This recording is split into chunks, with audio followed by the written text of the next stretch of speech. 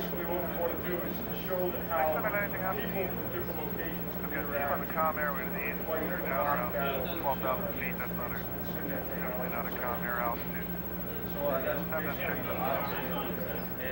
We saw in the BFIT demonstration that you can take old equipment and new equipment, you can take Navy assets and Army assets, and you can network them together. What we had was a naval gunnery training system in Norfolk, Virginia. A Navy man-of-war floating in water but tied up in port. We had the Marine Corps, and they were down in flying helicopters in Fort Rucker. Linked with our site here at Fort Knox. As a member on the net, we also had the Aegis Training Center. A Fleet Combat Training Center, a node in Cambridge, Massachusetts, and a flying carpet or an observation mode as well in Washington, D.C. And we all got together on a piece of the Fort Hunter Liggett, California terrain database and conducted a major exercise. The point was to demonstrate connectivity among things that weren't designed to be connected. Should be getting fire mission anytime now. One of the neat things we were able to do, for example, would be to have a naval call for fire being called for by the Marine crewmen in the tanks here at Fort Knox and by the aviation crewmen who were flying the helicopters at Fort Rucker. Okay, Bravo, we finally killed it. Roger. As we flew over the USS Wasp icon that we saw in our screens, our signal showed up on their radar screens, which is an amazing feat when you think about it. We had Army, Navy, and Marines all playing in the same network on their own systems. That's the first time that has ever been done.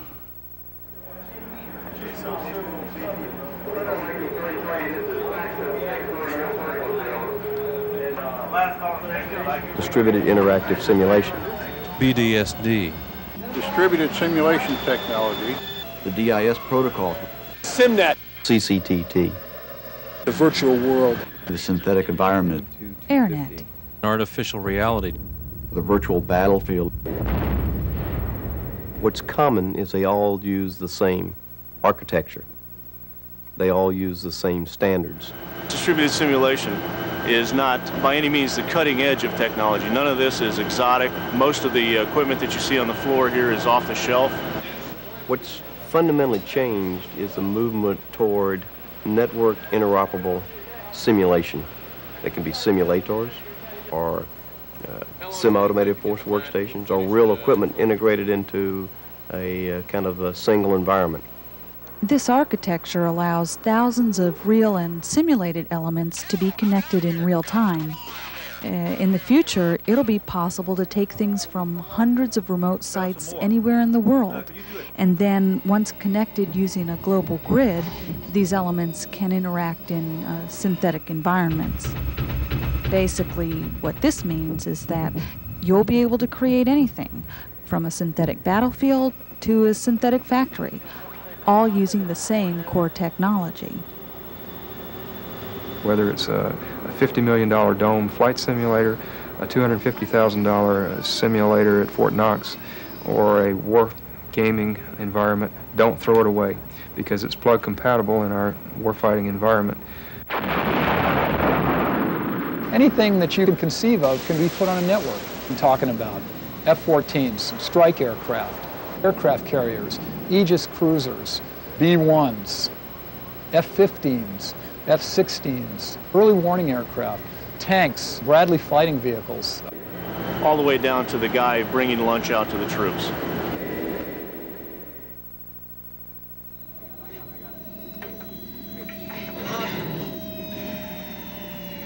In the early days when you brought the first guy in and you sat him down, he looked at it and he looked at the screens, he looked at the control and says, "This is not a tank." And we told him, that's correct, it's not a tank. And the soldiers would get in, and after about 30 minutes or an hour, they were immersed in a warfighting experience because they were interacting with people. Get out of here, on the way! Learning how to fight the aircraft is something totally different from learning how to fly. Every day you go up, you find something, ever so little it might be. You find some other way to use or enhance the way you use that aircraft.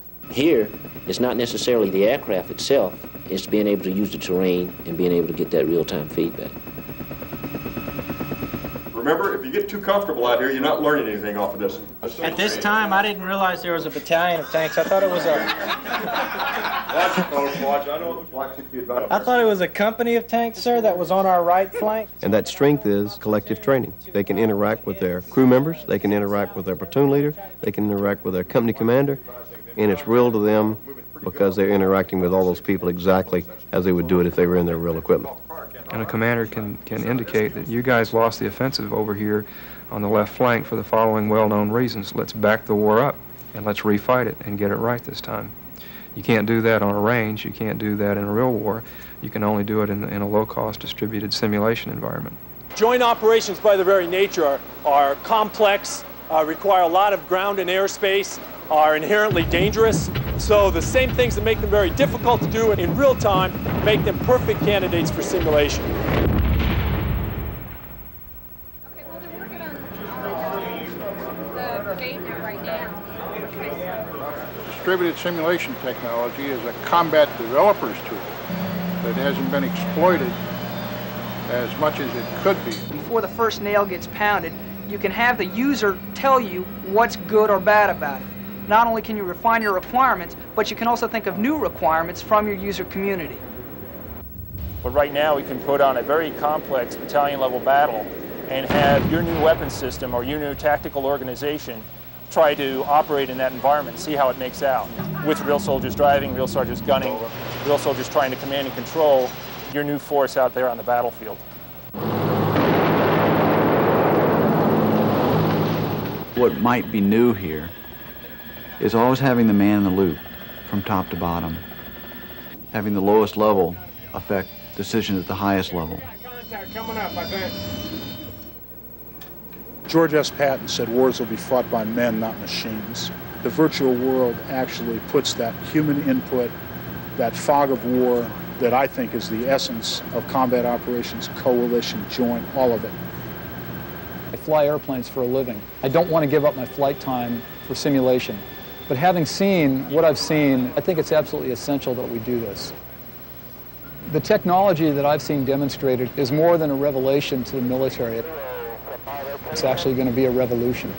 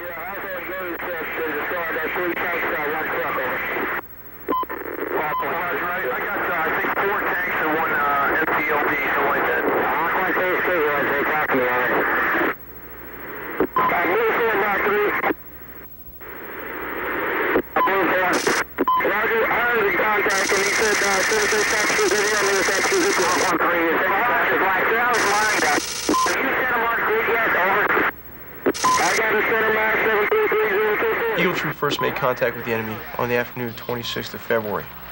We received heavy machine gun fire from a village. I ordered the 2 tank platoons to come online abreast of my tank, and we fired a volley of high explosive anti-tank rounds. When the tank rounds impacted into the village, large holes, almost the size of the entire wall itself of the cinder block building, were blown into the buildings.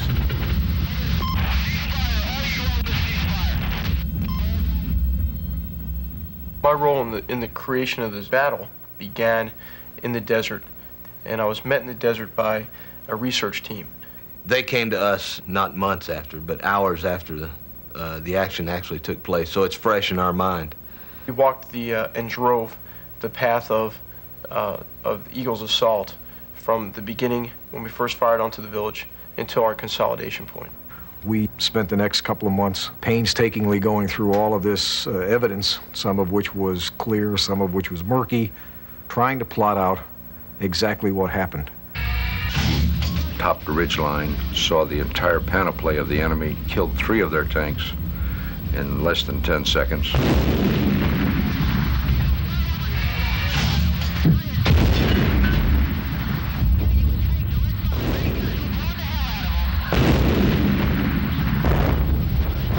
The interesting thing about what happened in G Troops area is that I had 3 separate battles going at the same time.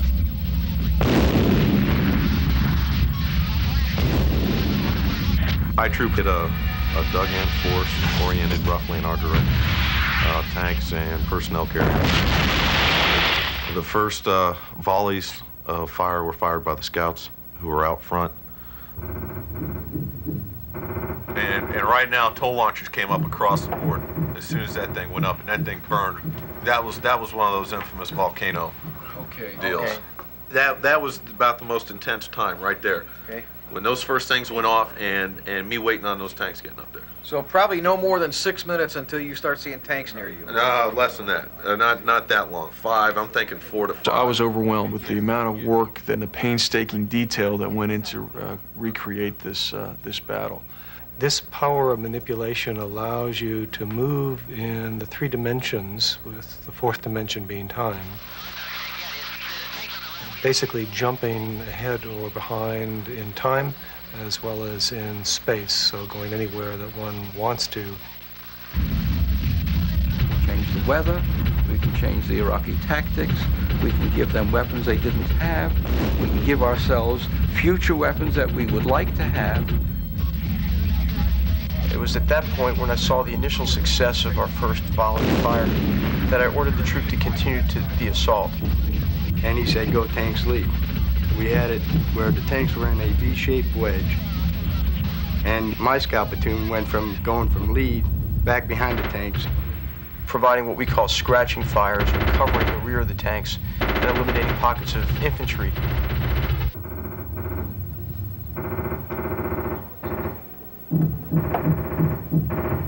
We tried to refight the battle as closely as possible to what our data told us the real battle was like. It allows me to view from my perspective, from what I've seen in the battle, and to try to make it as accurate as we can recreate it.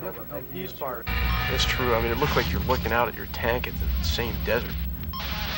We weren't getting anything out of some of these berms until one of my scouts shot a berm with a tow missile, and then the berm exploded. I received a call at that point that we had reached our limit of advance. They wanted us to stop right in the middle of it. I said, we can't stop. It was evident that we had surprised the enemy and had seized the initiative from him.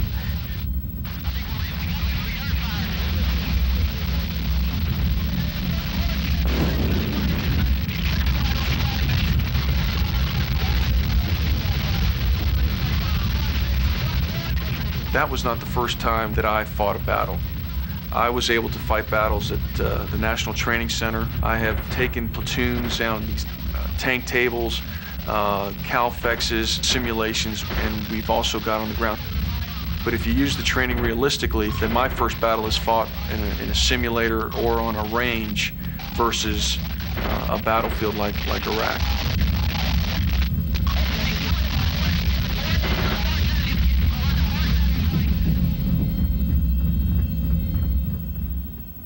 You look back at what you did,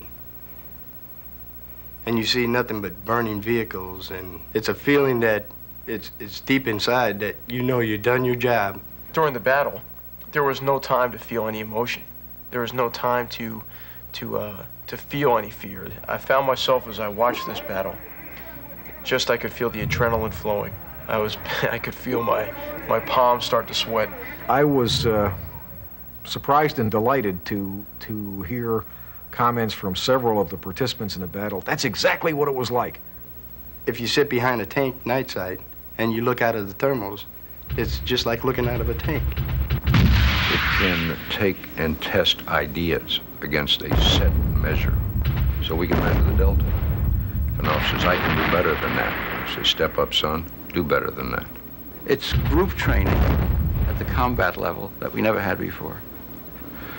We can test future ideas, concepts, tactics, doctrine, and vehicles. because we now have a benchmark that's rooted in ground truth. So we're looking at a possibility that can really change our understanding of war. What also is making me feel good, that we weren't forgotten. I wish I could bring my whole platoon in here and show them, say, here, sit here, watch this, because this is what we've done.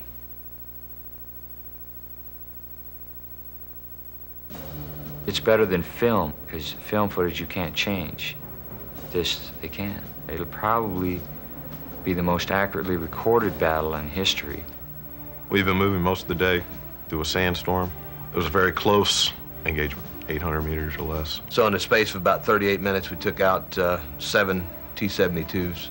I couldn't count the number of BMPs and trucks. We almost felt like we were invincible. They could not hurt us. We knew that we were that good, and we proved it. I felt that they should have never stopped us. The cavalry is so hard-charging that if you would have let us come, well, we would have been in Baghdad in no time. As a junior officer, I fully understood that I could make a decision based on the situation. The first fully interactive, historically accurate database of a military battle has now been constructed. It represents ground truth, as can best be verified by the men who fought the battle and all other accessible data sources. It uses distributed simulation technology. It is network capable. This technique can be applied to a wide variety of other military operations.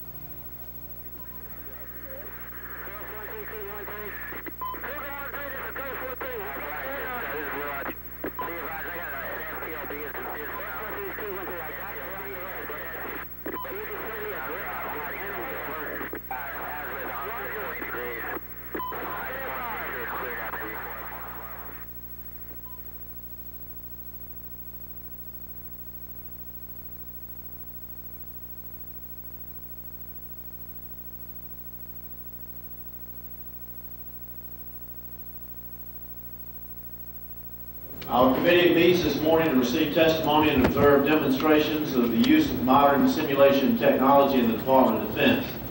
For years, the Department has relied extensively on computer modeling and simulation.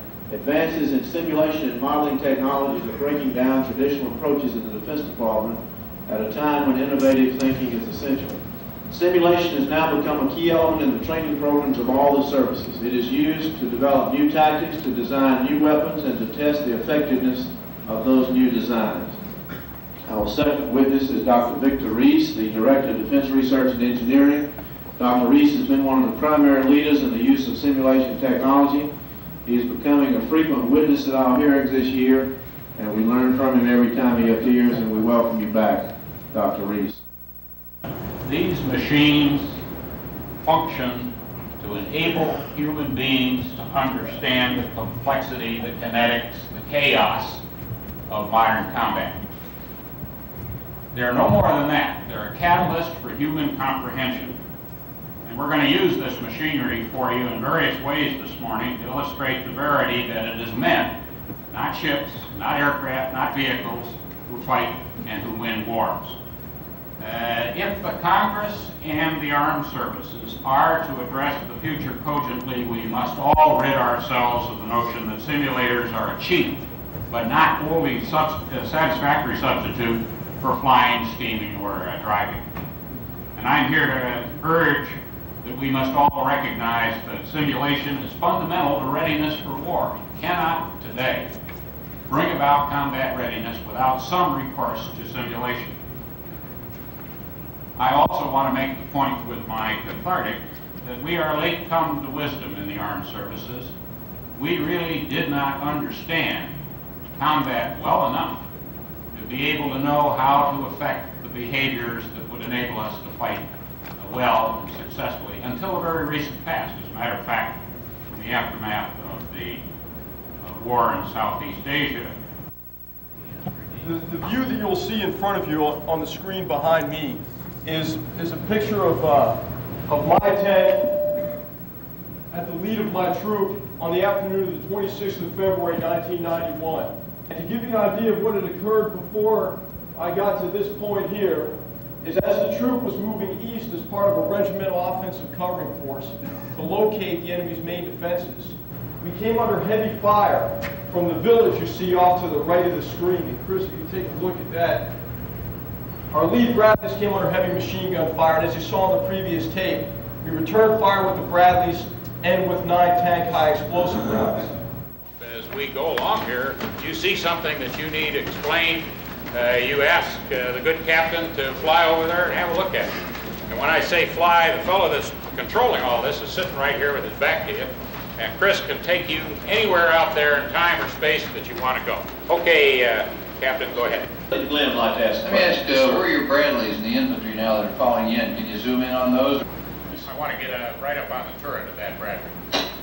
Anybody that wants to look at this from Bradley point of view, from refuel, rearm point of view, from intel point of view, can pick the part of the simulation they want to study in detail. Yeah, okay, that's what I was wondering. You're working now in all the different... Now you're looking at, you're seeing what the Bradley guy sees. All right, if you stop there, Chris. Mr. Chairman, that's the initial contact of the troop.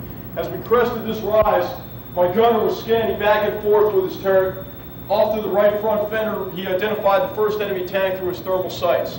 At that point, I unbuttoned from the turret, also saw about 8 enemy tanks in revetted positions or positions with dirt mounted up in front of them, and exhorted a little bit the 2 tank platoons behind me to come up abreast.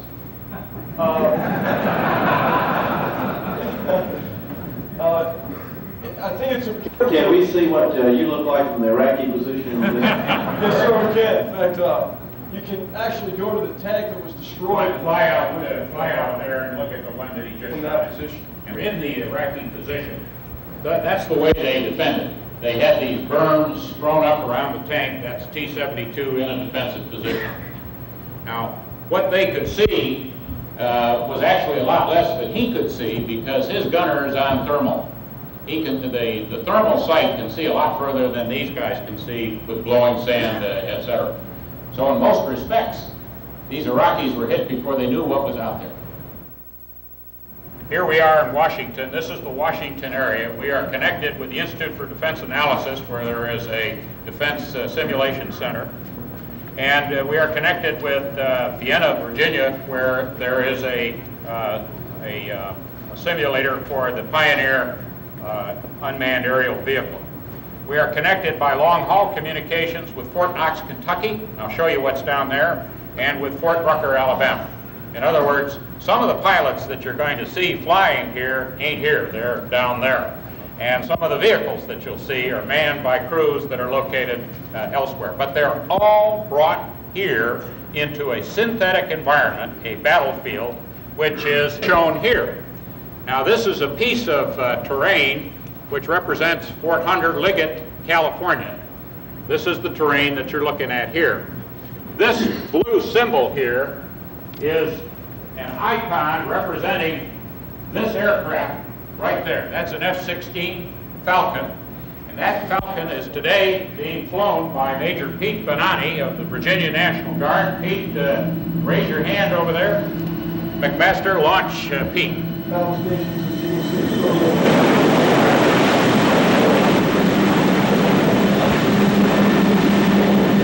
Again, drawing your attention over here, there's an icon that represents an AH-64 attack helicopter.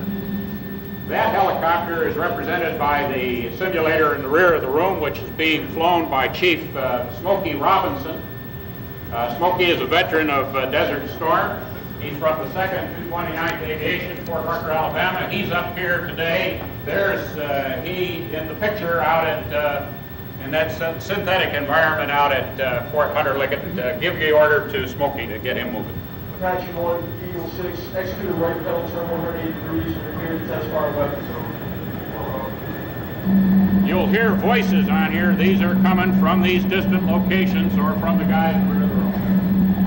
Smokey now aloft, turning toward you. Okay. Now, we have another helicopter in the simulation. That's a scout helicopter, an OH-58 Delta. This helicopter is down at Fort Rucker, Alabama. Go ahead and get him into play. Warrior 1, Eagle 6, lead attachment 1 to the battle position now, over. He's been instructed to fly over, pick up Smokey Robinson, and take him into battle. Now we have on this battlefield a weapon that doesn't exist any place except in this room and except in the form of a simulator. It is the line-of-sight anti-tank missile, a very high-speed, hypervelocity anti-tank killer, a future weapon system. We're learning about it with this simulator back here, and the simulator is manned by Sergeant First Class Charles Watt. Let's get the LOSAT in play. LOSAT Eagle 6, scan your limits of fire. Enemy reported moving towards the engagement area now. Have him swing that hammerhead around so we can sort of see how that goes. Continue to scan. Okay. Now we have also in play here in the battle some M1 Abrams tanks. These tanks are physically at Fort Knox, Kentucky. Abrams 1, Eagle 6, UAV reports enemy moving into the engagement area. To follow the action a little bit.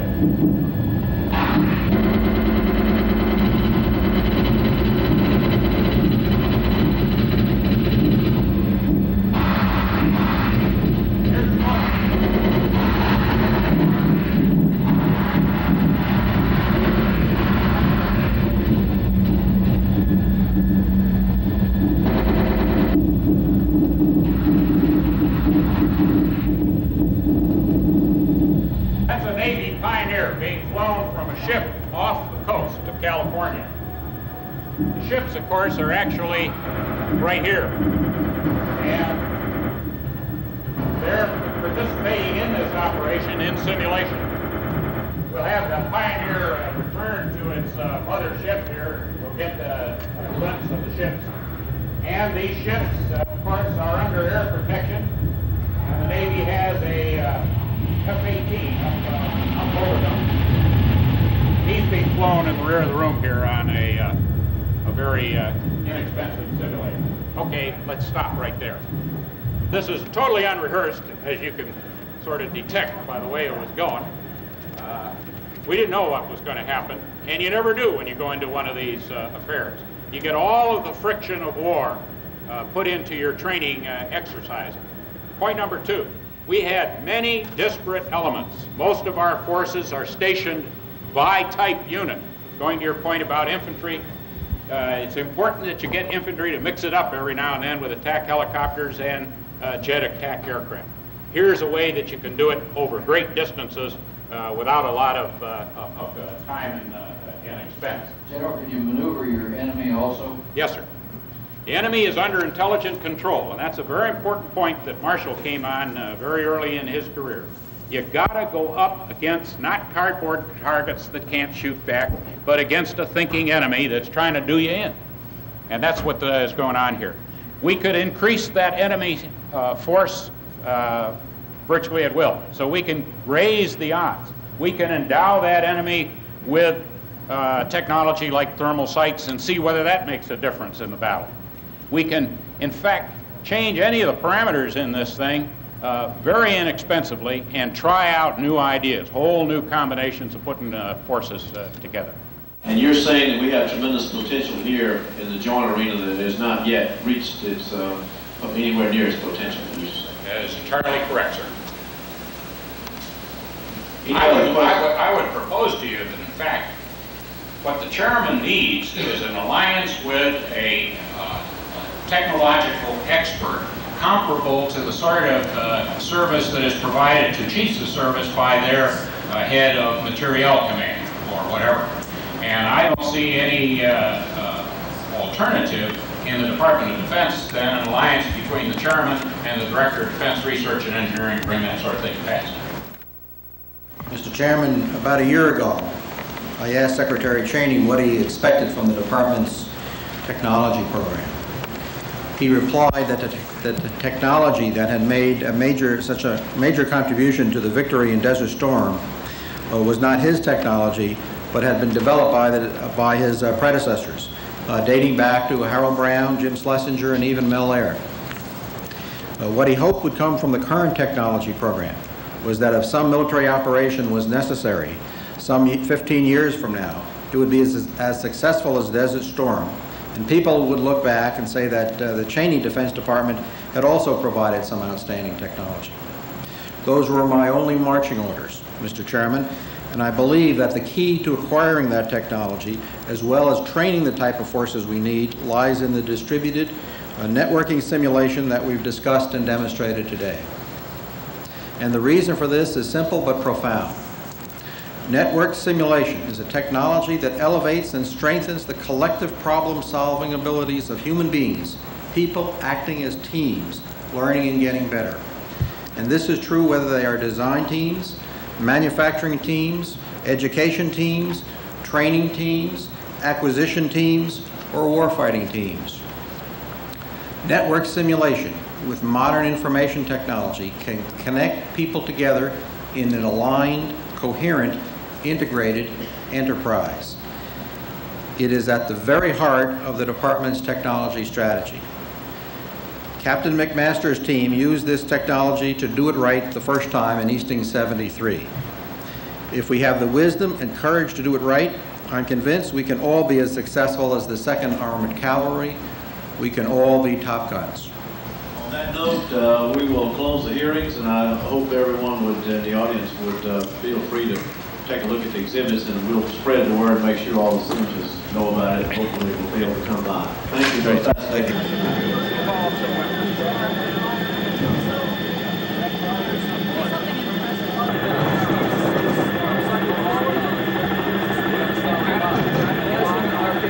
It will not acquire a target under 500 meters. The left-hand trigger is like 67 meters away. The left-hand trigger